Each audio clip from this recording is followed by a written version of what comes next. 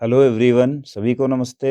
मैं हूं धीरज अवस्थी और ट्रेसिंग ऑफ कार्टेशियन कर्व्स की जो वीडियो सीरीज चल रही है उसका ये 5th नंबर का वीडियो है, जिसमें हम लोग प्रॉब्लम नंबर 4 डिस्कस करने जा रहे हैं। सबसे पहला वीडियो जो था इस सीरीज़ का, उसमें वर्किंग रूल डिस्कस किया गया था, यानी सारे स्टेप्स क्या होते हैं ट्रेसिंग करने के लिए, उनको विधिवत सारे कॉन्सेप्ट्स के साथ समझाया गया था। और उसके बाद के जो 3 और वीडियोस थे, उनमें हर वीडियो में एक प्रॉब्लम को पूरे फुल डिटेल्स के साथ, पूरी एक्सप्लेनेशंस के साथ प्रॉब्लम को डिस्कस किया गया है। और इसी क्रम में जो 5th वीडियो है, उसमें ये चौथी प्रॉब्लम हम लोग सॉल्व करने जा रहे हैं, जिसमें कि हमें ये जो कर्व आप देख रहे हैं इसकी ट्रेसिंग करनी है। x³ + y³ = a²x।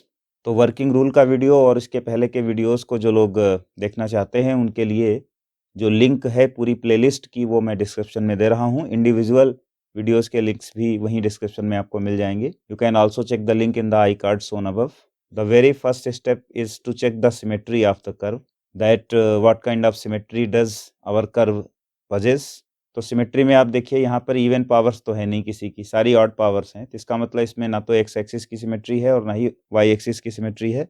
अगर आपको सिमेट्री के रूल्स पढ़ने हैं तो 5 प्रकार की सिमेट्री डिस्कस की गई है। जो पहला वीडियो था वर्किंग रूल का, उसको जाइए और वहाँ से देख करके आप सिमेट्री के सारे रूल सीख करके आ सकते हैं। फिर हम चेक करते हैं कि क्या इसमें अपोजिट क्वाड्रेंट की सिमेट्री है। अपोजिट क्वाड्रेंट की सिमेट्री के लिए एक्स और वाई की जगह -x और -y रखा जाता है, और ऐसा करने से हमारे कर्व में कोई फर्क नहीं पड़ना चाहिए। और जब हम ऐसा करके यहाँ देखेंगे, यानी x की जगह -x करेंगे और y की जगह -y करेंगे, और इधर भी हम -x करेंगे। अब देखिए, ये सारे क्यूब हैं तो ये सारे माइनस बाहर निकाल के दे देते हैं, और सारे तीनों जगह से ये माइनस कैंसिल हो जाता है, और हमारा जो ओरिजिनल कर्व था वही वापस आ जाता है।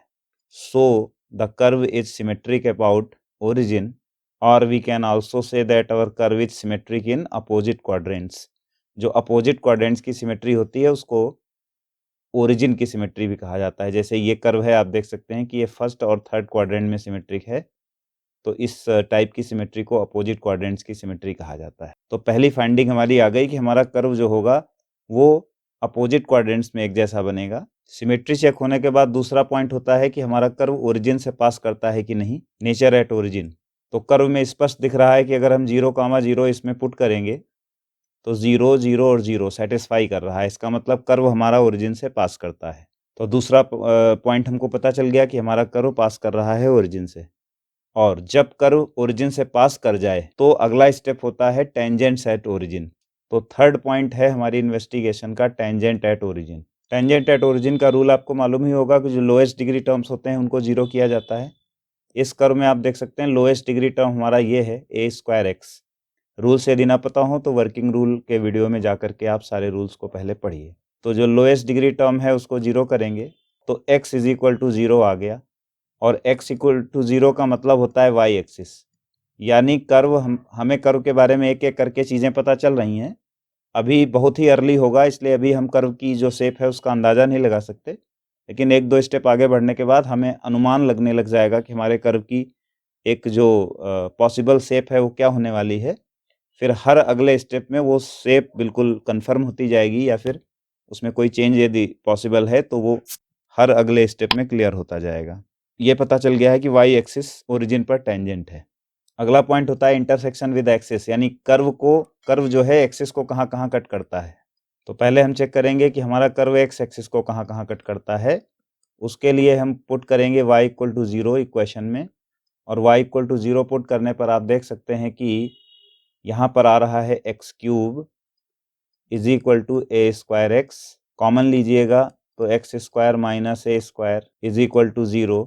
तो x, x + a और x - a, ये 3 फैक्टर आते हैं जिनसे हमको 3 पॉइंट मिलेंगे। 0 मिलेगा, -a मिलेगा और +a मिलेगा।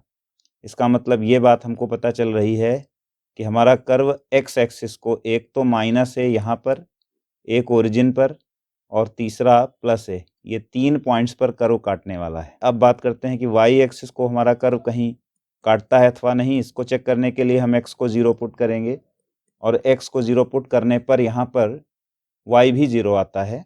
इसका मतलब केवल एक ही पॉइंट है, ओरिजिन। y एक्सिस को सिर्फ ओरिजिन पर ही हमारा कर्व कट करेगा। तो अब 5वें पॉइंट पे हम लोग डिस्कस करेंगे कि हमारा कर्व एग्जिस्ट कहाँ करता है। फिफ्थ पॉइंट है एग्जिस्टेंस ऑफ कर्व। उसके लिए ज़रा कर्व को एक बार फिर से लिख लेते हैं। X cube plus y cube is equal to A square x, y cube is equal to A square x minus x cube, y cube is equal to, अब यहाँ से देखिए हमें कुछ ज़रूरी जानकारी मिलने वाली है। पहली बात तो अगर यहाँ स्क्वायर होता तो इसका आकर के अंडर रूट लगता, और अंडर रूट के अंदर की क्वांटिटी को हम लोग नेगेटिव से पॉजिटिव करते तो हमें पता चलता कि हमारा कर्व कहाँ पर रियल है, कहाँ पर कर्व एग्जिस्ट करेगा। लेकिन चूंकि यहाँ पे कोई अंडर रूट जैसी चीज़ नहीं आने वाली है, ये तो क्यूब है, तो इससे ये पता चल पा रहा है कि हमारा कर्व एग्जिस्ट तो पूरे डोमेन में करेगा, मतलब ऑल रियल नंबर्स के लिए कर्व एग्जिस्ट करना है। कर्व हमारा पूरा माइनस इन्फिनिटी से लेकर के प्लस इन्फिनिटी तक एग्जिस्ट करने वाला है। अब चलिए हम चलते हैं कि ये बात करते हैं कि ओरिजिन पर तो टेंजेंट पता है कि वाई एक्सिस है, यानी ओरिजिन पर हमारा कर्व कुछ ऐसे उठेगा, ऐसे, ताकि उसकी टेंजेंट वाई एक्सिस बन के रहे, मतलब कोण बनाते हुए नहीं उठेगा। अगर यहाँ से कोण बना के उठता है तो फिर ये टेंजेंट नहीं हो सकती आपकी वाई एक्सिस। टेंजेंट होने के लिए बिल्कुल ये कंडीशन है, टेंजेंट होने के लिए बिल्कुल ऐसा होना चाहिए कि यहाँ पर उसके बिल्कुल पैरेलल हो जाना चाहिए आके वाई एक्सिस के, ऐसे। आप देख सकते हैं यहाँ पर आके बिल्कुल ये दोनों लाइनें कोइंसिडेंट हो जानी चाहिए, और यहाँ से आके यहाँ फिर जीरो होना है इसको, तो इसको घूम के यहाँ पे फिर आना पड़ेगा। लेकिन यहाँ पर इस पॉइंट पर ए पर भी ये कोण बनाते हुए आता है, लाइक ऐसे कुछ कोण बना के आता है यहाँ पर ऐसे, या कि ये लाइन भी यहाँ पर भी टेंजेंट बनने वाली है। बिना चेक किए, बिना इस बात की जांच किए हम ऐसे इसको रफली नहीं बना सकते, नहीं तो हमारा डायग्राम जो है वो गलत बन सकता है, हमारी ट्रेसिंग गलत हो सकती है। तो इसके बाद अब अगली चीज़ जो हम यहीं पर चेक करने वाले हैं वो ये है कि ए के बाद क्या होगा, उसकी पहले हम बात कर लेते हैं, फिर ए पर हम टेंजेंट की एक बार जांच और करेंगे कि ए पर क्या स्थिति है। तो यहाँ पर देखिए कि ये फैक्टर जो है, डिसाइडिंग फैक्टर ये है ए माइनस एक्स, ये दोनों तो पॉजिटिव होने वाले हैं, हम इधर पॉजिटिव साइड में ही काम कर रहे हैं, तो एक्स की पॉजिटिव वैल्यूज़ के लिए ये फैक्टर आपका पॉजिटिव है, ये फैक्टर भी आपका पॉजिटिव है। लेकिन इसका क्या है कि जब हमारा एक्स जो है लेस देन ए होता है, यानी 0 से ए के बीच में जब तक हमारा ए है, एक्स है, तब तक आप देखिए ये ए माइनस एक्स, अगर एक्स की वैल्यू ए से छोटी है तो ये फैक्टर पॉजिटिव आ रहा है, इसका मतलब वाई कैसा मिल रहा है, वाई इज़ पॉजिटिव। और जब एक्स बड़ा हो जाता है ए से, तो ए से बड़ा हो जाने पर ए माइनस एक्स फैक्टर नेगेटिव हो जाएगा, यानी तब वाई हमारा नेगेटिव हो जाता है। इसका मतलब ए से आगे बढ़ने पर हमारा फंक्शन नीचे जाएगा, क्योंकि वैल्यू नेगेटिव हो रही है। अब ये कैसे नीचे जाएगा, यहाँ कोई एसिम्प्टोट की कंडीशन है क्या है, यही हमें आगे अभी पता लगाना है, क्योंकि अभी हमको जो असली इसकी शेप है कर्व की, उसका अंदाज़ा अभी नहीं लग पा रहा है। तो छठवें पॉइंट में हम लोग बात करेंगे कि पॉइंट ए पर टेंजेंट्स का क्या विषय है, टेंजेंट एट पॉइंट ए। तो टेंजेंट के लिए हमें कर्व को डिफ्रेंशिएट करना पड़ेगा, और जो डेरिवेटिव है डी वाई और डी एक्स को निकालना पड़ेगा। 3x square plus 3y square D Y और D X is equal to A square, और x का 1 हो जाएगा। अब अगर हम पॉइंट, हमारा पॉइंट ये टारगेट है ए वाला, ये वाला पॉइंट, तो ये पॉइंट है a, 0, तो at point a, 0 d Y और डी एक्स की वैल्यू a, 0 पर देखिए x तो a रखेंगे हम, और नीचे y की जगह 0 आएगा, नीचे यहाँ 0 रखेंगे, तो नीचे 0 होने के कारण d y by d x क्या हो जाएगा, इन्फिनिटी हो जाएगा। इन्फिनिटी होने का मतलब होगा कि टेंजेंट वर्टिकल होगी। तो अब हमको पॉइंट ए की भी स्थिति का पता चल चुका है कि ये वाई एक्सिस तो टेंजेंट थी ही, एक्चुअली ये जो ए वाली लाइन है ये भी टेंजेंट है, यानी बिल्कुल यहाँ पर ऐसे गोल उठ के यहाँ पे बिल्कुल वर्टिकल आके यहाँ हमको कर्व को गिराना है, यहाँ पे ऐसे बिल्कुल परपेंडिकुलरली यहाँ पे आके कर्व गिरना चाहिए ऐसे, और इसके बाद आगे उसको नीचे ले जाना है तो क्या होगा, यहाँ पे ऐसे जाके कुछ ऐसे जाने वाला है कर्व, ठीक है। और इन्फिनिटी पर नेचर चेक करने के लिए हमको अब एसिम्प्टोट्स की चर्चा करनी होगी। तो लास्ट पॉइंट जो है यहाँ पर वो एसिम्प्टोट्स का है। एसिम्प्टोट पता चलते ही हमको पता चल जाएगा कि फाइनल शेप हमारे कर्व की क्या है। 7वें पॉइंट में हम लोग एसिम्प्टोट्स क्या क्या संभव हैं इस कर्व के लिए, इसकी बात करेंगे। तो पहले तो हम लोग एक्स एक्सिस और वाई एक्सिस के पैरेलल एसिम्प्टोट्स की बात करते हैं। कर्व का इक्वेशन एक बार फिर लिख लीजिए।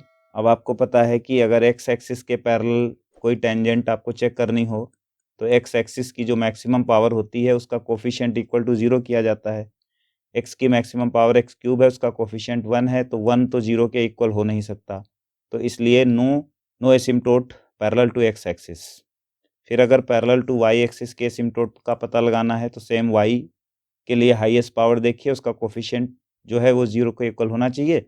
1 इसका भी कोफिशिएंट है जो कि 0 के बराबर नहीं हो सकता। इसका मतलब ये हुआ कि there is no asymptote parallel to Y axis. अब आते हैं हम ऑब्लिक, यानी कोई तिरछी एसिम्पटोट अगर पॉसिबल है तो उसके लिए प्रोसेस थोड़ी लंबी होती है। ऑब्लिक एसिम्पटोट का पता लगाने के लिए देखिए प्रक्रिया क्या होती है कि जो हाईएस्ट डिग्री टर्म्स वाला पोर्शन होता है उसे हम लोग फाई एम कहते हैं। और ये फाई एम कैसे बनता है कि उस हाईएस्ट डिग्री वाले पोर्शन में एक्स की जगह 1 रखा जाता है और वाई की जगह एम रखा जाता है। तो यहाँ पर ये दो टर्म्स हाईएस्ट डिग्री वाला पार्ट है, इसमें एक्स की जगह 1 रखेंगे और वाई की जगह एम रखेंगे तो बनेगा 1 + m³।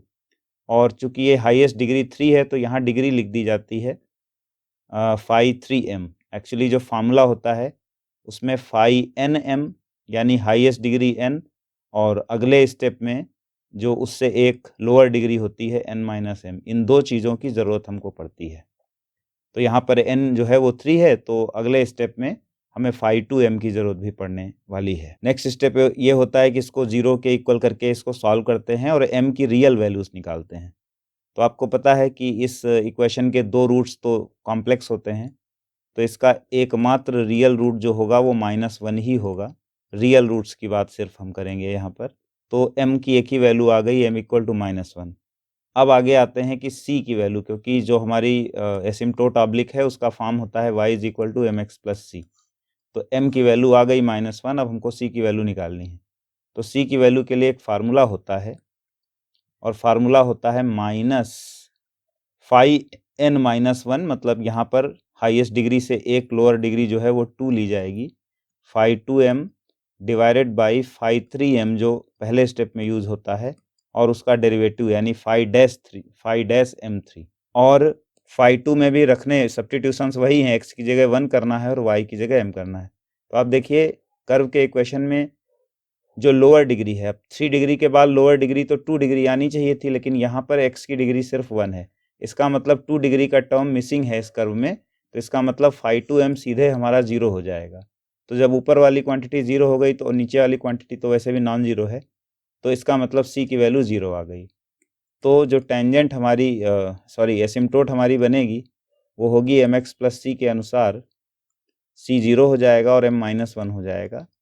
तो y = -x। यही जो लाइन है, this line is the only asymptote this curve has. और आप जानते हैं कि y = -x जो लाइन होती है वो इस तरीके से बाइसेक्टर लाइन होती है जो ओरिजिन से पास करती है। तो देखिए अब यहाँ पर तस्वीर थोड़ी सी स्पष्ट होने लगी है कि कर्व हमारा कैसा है। चलिए एक रफ ड्राइंग करते हैं, उसके बाद सारी बातों को चेक करके एक फाइनल डायग्राम बनाएंगे। 0 से a यहाँ पर आना है, बिल्कुल वर्टिकल गिराना है हमें कर्व को। मतलब कहने का मतलब ये है कि ऐसे तिरछा नहीं बना सकते आप, ये ऐसे डायग्राम नहीं बना सकते, ऐसे नहीं पास करा सकते। पास कैसे करवाना है कि जैसे यहाँ से आके बिल्कुल वो ऐसे वर्टिकल हो जाना चाहिए, लेकिन वर्टिकल वो एक मोमेंट के लिए ही होगा, उसके बाद वो यहाँ से तुरंत अपनी डायरेक्शन चेंज करेगा। तो यहाँ से गिर के चूँकि इस लाइन को जाके उसे इन्फिनिटी पर टच करना है कर्व को, ये एसिम्पटोट है, तो ऐसे यहाँ से उसको आपको मोड़ देना है कि इन्फिनिटी पर जाके ये कर्व टच हो जाए, ऐसे पैरेलल करके छोड़ दिया जाता है। अब अभी तक हमने सारी इन्वेस्टिगेशन सिर्फ पॉजिटिव साइड की है, निगेटिव साइड में क्या है उसकी कोई जांच पड़ताल हमने की ही नहीं। और वो इसलिए नहीं क्योंकि हमको पता है कि कर्व हमारा अपोजिट क्वाड्रेंट्स में सिमेट्री रखता है। तो जैसा कर्व इन 2 क्वाड्रेंट्स में बना है बाकी 2 क्वाड्रेंट्स में हम कॉपी कर देंगे। फर्स्ट क्वाड्रेंट का जो ये वाला पोर्शन है, यहाँ पर एक टेंजेंट बनेगी जो हमने पता लगाया था कि ये टेंजेंट है, x = a लाइन जो है ये टेंजेंट है। और ये फर्स्ट क्वाड्रेंट का पोर्शन इधर कॉपी हो जाएगा, यानी कि बिल्कुल ऐसे जाके ये ऐसे कॉपी होगा और ये थोड़ा एसिम्पटोट दूर तक जाएगी, तो ये यहीं से इसको थोड़ा सा टर्न लेके इस तरीके से जाके पैरेलल ले जाके छोड़ दिया जाता है। तो कर्व तो हमारा तैयार हो गया है, बस इसको एक बार फिर से ठीक से ड्रॉ कर लेते हैं। एक नीट एंड क्लीन डायग्राम फिर से बनाते हैं इस कर्व के लिए। जो कर्व हमारा सबसे पहले हम अपनी ये एसिम्पटोट ड्रॉ कर लेते हैं, जो कि बाइसेक्टर लाइन है पासिंग थ्रू ओरिजिन। ये हमारी एसिम्पटोट पहले बना लेते हैं। उसके बाद यहाँ से कर्व एक्सिस को टच करता हुआ यहाँ पे आके ऐसे आता है, और ये लाइन जो है, ये लाइन भी हमारी टेंजेंट ही मानी जाएगी इस जगह पर। उसके बाद इस कर्व को यहाँ से हमको टर्न देना होता है और ऐसे करके इसे इन्फिनिटी पर ले जाके एसिम्पटोट की पोजीशन में छोड़ना होता है। इस जगह जो ट्रांजिशन होगा ये थोड़ा स्मूथ रहे, इसका ध्यान रखिएगा। उसके बाद ए के अलावा एक पॉइंट माइनस ए भी तो था, तो ये जो पॉइंट था हमारा माइनस ए, इस पॉइंट पर बिल्कुल अपोजिट क्वाड्रेंट की सिमेट्री आपको दिखा देनी है, यानी यहाँ पे आके इस तरीके से राउंड लेना है, और ये टेंजेंट भी हमारी यहाँ पर उसी तरीके से आएगी, x इक्वल टू माइनस ए, और कर्व को यहाँ पर ले जाके हमें दिखाना है कि जैसे इन्फिनिटी पर एसिम्पटोट की पोजीशन होती है। So this is the complete tracing for this question. I hope you people would be understanding everything very likely. अगर आपको ये चीज़ें अच्छी लग रही हैं तो वीडियोस को लाइक कर दीजिए। चैनल को सब्सक्राइब यदि अभी तक ना किया हो तो तुरंत कर लीजिए, क्योंकि बहुत ही फ़ायदेमंद चीज़ें आपको मिलती रहेंगी इस पर। अगले वीडियोस में हम लोग और प्रॉब्लम सॉल्व करेंगे ट्रेसिंग ऑफ कर्व्स की। और वीडियो को एंड तक देखने के लिए आप सबका बहुत बहुत धन्यवाद। नमस्कार।